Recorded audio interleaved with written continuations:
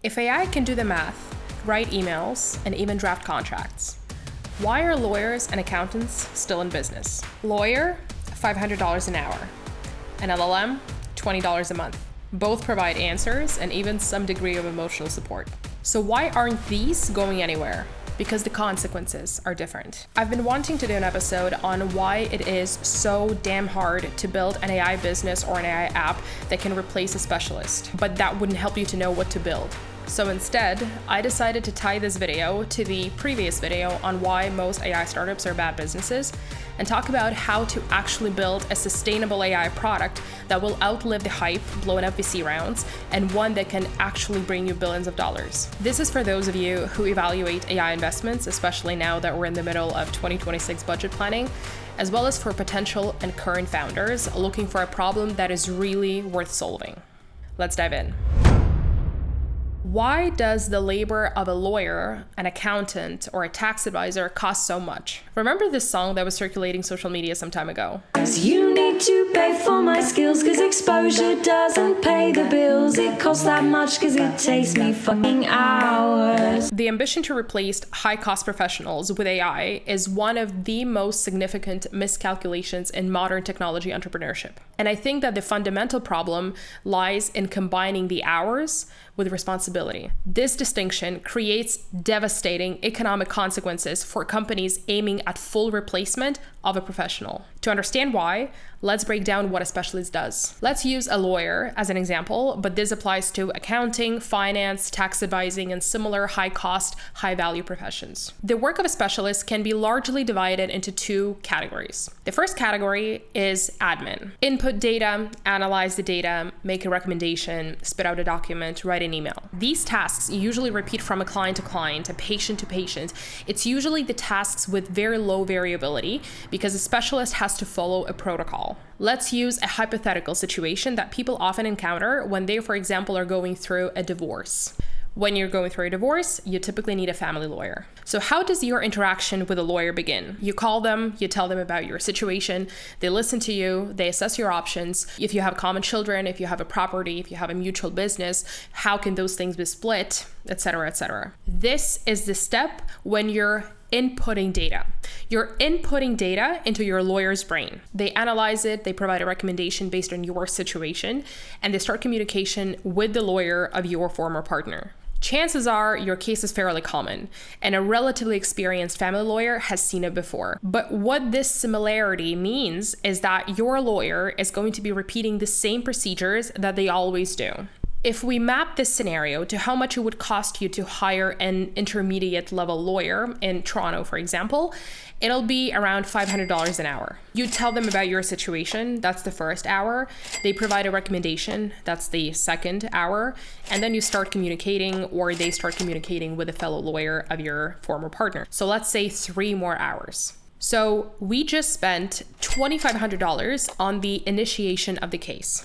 In the interest of time and for the purpose of this problem discovery exercise, let's keep it at $2,500. Please don't come at me and be like, yeah, it's $7,000 or it's $500. Let's just assume that it's $2,500. Now, is this easy to automate? Objectively, yes. Everything I've said until this point is fairly easy to automate for the vast majority of divorce cases. Are there going to be exceptions? Of course. But let's say for 80% of divorce cases, the procedure is going to be straightforward. So creating a way to input data, building an algorithm to provide a recommendation, drafting emails and sending them, very common use cases for an AI app. But what happens after? And the thing that happens after is the point where automation ends. Because beyond this point, you stop paying for the hours. And that is because beyond this point, you enter the phase of negotiations. And where there is negotiation, there is responsibility. Let's talk about the economics of responsibility. If you're building a company, you already know. Scaling means hiring. With every hire, you're looking at payroll setup, benefits enrollment, IT provisioning, access to 12 different tools, corporate card, compliance paperwork. Onboarding one takes your ops teams about 6 hours, but you're hiring 15 this quarter. That's 90 hours of manual work. Most companies are running on 100 plus disconnected tools now. Each one solves a problem, but together they create silos. Rippling, one of the fastest growing HR, IT, and spend platforms out there, calls this SaaD, software as a disservice. To combat this, Rippling built a unified platform across 4 systems that run your company. One source of truth for all employee data that allows you to manage HR, payroll, spend, and IT in one unified system. You can hire contractors in more than 185 countries and full-time employees in more than 80 countries and pay them in different currencies, which really matters because your next hire probably isn't local. New hire gets their laptop, all accounts, correct permissions based on their role, all automatically. Someone leaves, everything gets deprovisioned instantly. Real-time visibility into company spending. No more waiting for expense reports, no more budget surprises. Rippling is trusted by more than 20,000 companies across a range of industries, including Cursor, Berry, Chess.com, and Liquid Death. Every fragmented system in your stack is holding back execution. Rippling provides 4 core systems to manage your entire staff end-to-end. HR, payroll, IT, and spend management, all connected, all automated, helping you increase savings and make better decisions. And that's how you build a company that can actually move as fast as you scale. Check out stopsad.com to see if SaaD is affecting your organization and what you can do about it. The core issue isn't whether AI can technically do it. It's in the liability surface area. When professionals charge $500 per hour, clients aren't paying for the time. They're paying for someone to carry legal and financial responsibility when things go wrong. This responsibility gap creates multiple economic pressures that destroy AI business models that are aimed at professional replacement. From the point when you enter the phase of negotiations and onward, what you're paying for is not an hour of their time. Sure, they can charge you for billable hours, but it's up to the lawyer on how they price their work. It can be by the hour, it can be by a fixed rate, or it can be a contingency fee. But what you are paying for is the responsibility that that lawyer is going to carry and the ultimate outcome that they promise to deliver. When AI founders embark on a journey to replace an expensive professionals, even for a narrow use case. So going back to our example, when a founder says, we want to automate the work of a family lawyer who specializes in divorce cases. This is already narrow. Not all lawyers out there, but specifically family lawyers. And then within the family lawyers, just the ones who specialize in divorce cases. But when they do that, they start playing with the risk shifting mechanism that exposes the professional replacement fallacy. When children, joint property, espousal support are at issue, the lawyer must anticipate and plan for all kinds of outcomes and calculate each step given the constraints, and most importantly, sign their name as counsel of record on binding agreements or court filings. If the child's custody arrangement does not serve their best interests, lawyers face investigations, disciplinary hearings, and possible suspension or even disbarment. Defending against these regulatory and bar actions can cost between $50,000 to $200,000+ in legal fees alone, not counting any client compensation awarded. If a poorly worded support order results in long-term financial harm to the client, the lawyer's insurer typically pays for damages. The minimum required liability coverage in Ontario is $1 million, and many firms carry between $2 to $6 million. In contrast, AI platforms typically cap vendor liability at the annual contract value, often just between $10,000 to $100,000 per client or per business. Most AI products in legal tech stipulate that if their software misses an asset or miscalculates support, the refund is limited to the subscription fee and no coverage of actual losses. AI tools do not provide malpractice insurance for clients. If an error costs the client $500,000, the client bears the risk and cost. There is no $1 million coverage, there is no insurance guarantee, and no regulatory recourse against the AI vendor. AI platforms will always lose to a real professional in the negotiation stage because they never sign as counsel of record, do not hold a regulatory responsibility, and cap economic risk at trivial sums, which leaves the client to absorb financial, regulatory, and legal responsibility. And responsibility is a dimension that cannot be automated. Because if AI resolves your divorce case in a way that would make you give up all of your life savings in favor of your former partner, AI won't take responsibility. A lawyer will. If your business puts you in the territory of financial fraud and AI hasn't caught that while trying so hard to flatter you, AI won't pay the fine, but an accounting firm will. The economics of responsibility extend far beyond liability and malpractice coverage. The one that is really delicate is politics. The ability to navigate politics in high stakes and emotionally charged situations is the biggest economic moat that professionals have over AI. Now let's go back to our divorce example. Apart from real estate, custody, financial aspects, it is very important to consider all of these things within the context of family politics, cultural sensitivities, and power dynamics within the same family. Experienced family lawyers understand generational hierarchies, cultural taboos, family alliance patterns, religious community pressures, and cultural concepts of honor that AI technically can learn, but it will not predict or consider that within a larger context reliably. The economic consequences of mishandling these dynamics isn't just legal or financial. It's a family relationship destruction and cultural alienation that can span generations. On top of it, power imbalances, subtle intimidation patterns, financial abuse tactics, and emotional manipulation. Lawyers recognize when one spouse uses financial complexity to maintain control, or when child custody becomes a weapon. AI, on the other hand, cannot read micro expressions on the spot, or assess informal, undocumented power structures, or the highest paid person's opinion. The cost of missing these signals is continued abuse, financial harm, and psychological damage worth millions in long-term consequences. This is why replace the professional business model simply collapses, because it's trying to replace hours. But what you're paying for are not the hours. It's the responsibility. So if you're trying to build a sustainable AI native business based on automating professional services within a foreseeable future and have a working product that you can actually start testing, you want to be looking at the first bucket. And now let's talk about how to build a $1 billion AI business. You emerge 100% of yourself in a specialist's life and study their day-to-day routine. You have to know what they do so well that you can basically become their shadow. And when you're at a point when you're able to map out their work step by step and draw patterns from repetitive things that they do, pick one step.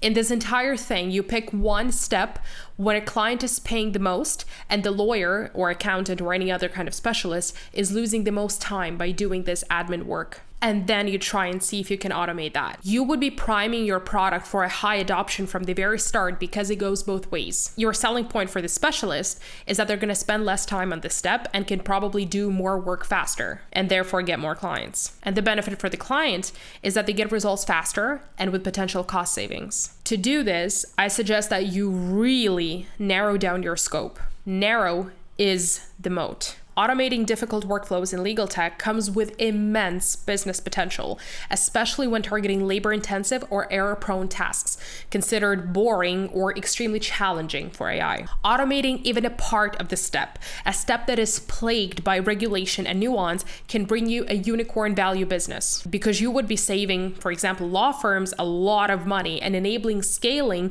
at a level that was not possible for them with manual labor alone. But there is one caveat, and here's what I would recommend to keep in mind. When assessing an idea for an AI native business, do the math on how much it would cost to outsource this work. If a specialist needs help and they're choosing between an app or an outsourced resource to delegate to, how does your product compare and what kind of impact it's creating compared to an outsourced human? Because if the process that you're automating can be done by a junior specialist, the value of your product plummets because you don't have a moat. Just like lots of GPT wrappers don't have a moat because if Google, Anthropic, or OpenAI introduce a native product that will cover the use case that the wrapper is built around, your product may not have a moat due to a limited functionality that a cheaper human can do.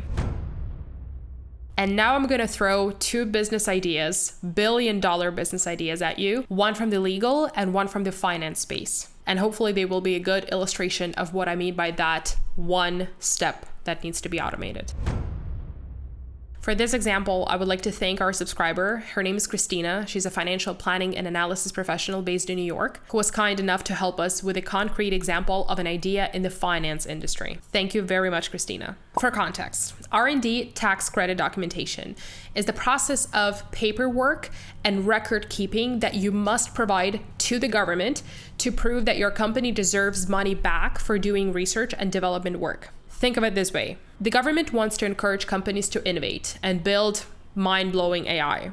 So they offer a tax credit, basically a discount on your taxes and even cash back. And it offers it to companies that spend money trying to solve technical problems. But to get the money, you need to prove that you actually did qualifying R&D work. To prove this, companies spend between $50,000 and $150,000 a year on tax consultants because documenting qualifying activities, tracking employee time, and maintaining audit trails is impossibly complex when done manually. A simple use case. Your software company spends $2 million on engineer salaries building a new bleeding-edge AI feature. The government says, great, we'll give you back 6 to 10% of that spending as a tax credit. So you could get between $120,000 to $200,000 back. Now, you need to document and prove that your engineers were actually solving technical uncertainties, they experimented with different approaches, and that the work that they did involved real engineering research. Let's do a quick estimation of this business opportunity. The total addressable market is comprised of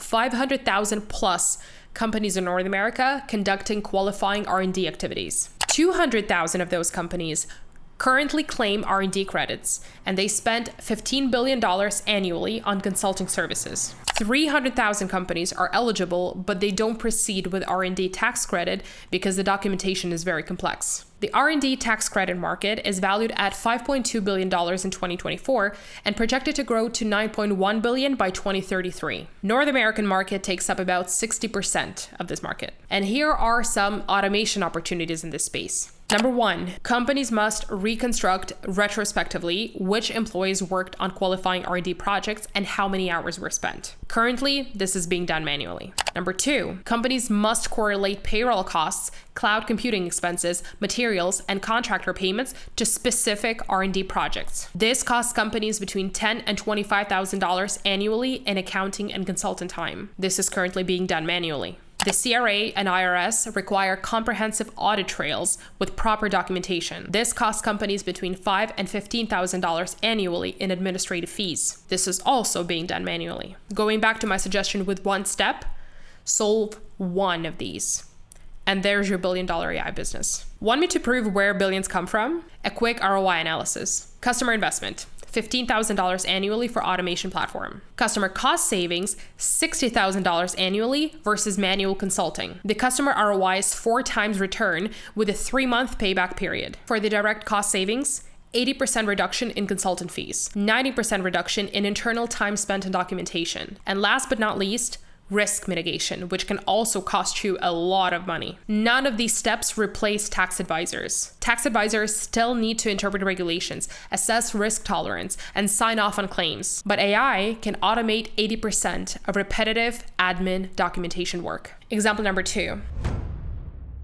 Automation for intellectual property litigations. For this one, I'm going to start with an example. Imagine that Apple sues Google, claiming that the Pixel phones infringe Apple's slide to unlock patent. To defend themselves, Google's lawyers must analyze the prosecution history of Apple's patent to find weaknesses. In this context, patent prosecution history is the detailed review of every document created during a patent's journey through the US Patent and Trademark Office, from initial application to final grant. This includes all office actions, claim amendments, examiner reviews, applicant responses that show how the patent evolved and what arguments were made to secure approval. What Google's lawyers need to discover is whether Apple has originally claimed something broader during prosecution and then narrowed it down. What prior art did the examiner cite that forced Apple to amend their claims? Did Apple make any statements during prosecution that limit how broadly the patent can be interpreted? Are there any inconsistencies between what Apple argued to have as part of the patent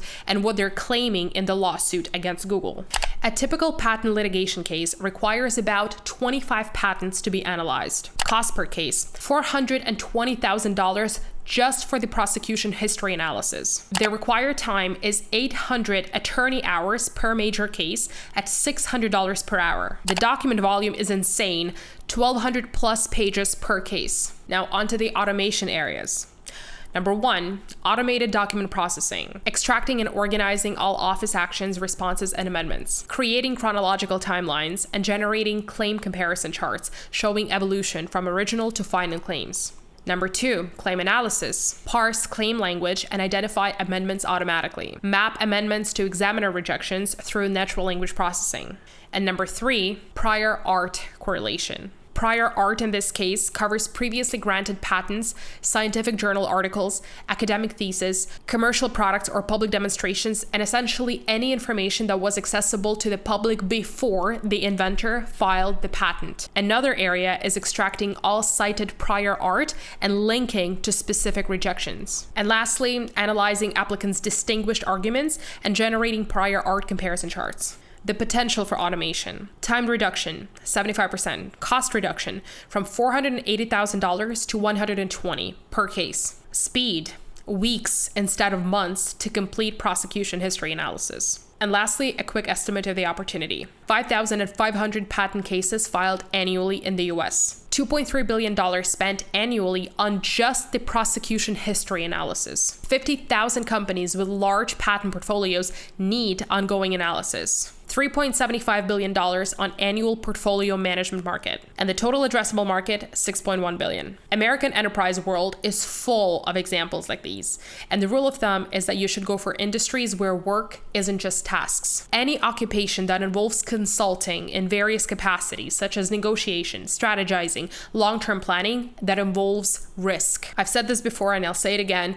The best examples are boring, traditional, classic, regulated industries. Finance, healthcare, accounting, legal, and stick to these rules. Pick a boring, traditional industry. You can either find someone who has spent decades working in it, or you can go to that industry and work in it yourself. Usually the best founders are the ones who actually tried working in the industry for a while. Focus on making expensive professionals more efficient and narrow down your focus. Do not underestimate the nuance and regulation that goes into their job, thinking that you can automate it all only because the industry is text-based. Sure, laws are text-based, and in the legal process, everything gets documented. But even before we get to the notion of regulations, check your assumptions. For example, the assumptions around how much data is publicly available to train your model. In fact, my close friend does audio transcriptions for a court. And that industry is not dying. In the age when any video or audio AI software records, transcribes, and connects to various agentic workflows, the courts are not allowed to use those apps due to privacy reasons. Automate small, routine workflows, not core accountability, responsibility, or skills that require high emotional intelligence, such as corporate politics. Hours are easy to automate. Consequence and responsibility aren't. That is why $500 an hour beats $20 a month. To build a profitable product, you don't need to automate the entire job. You need one narrow, high-stakes step that sits beside accountability. Own that step and build a product that solves that step from end to end. Do that, and the margins will follow. We hope this was helpful. We'll see you next time.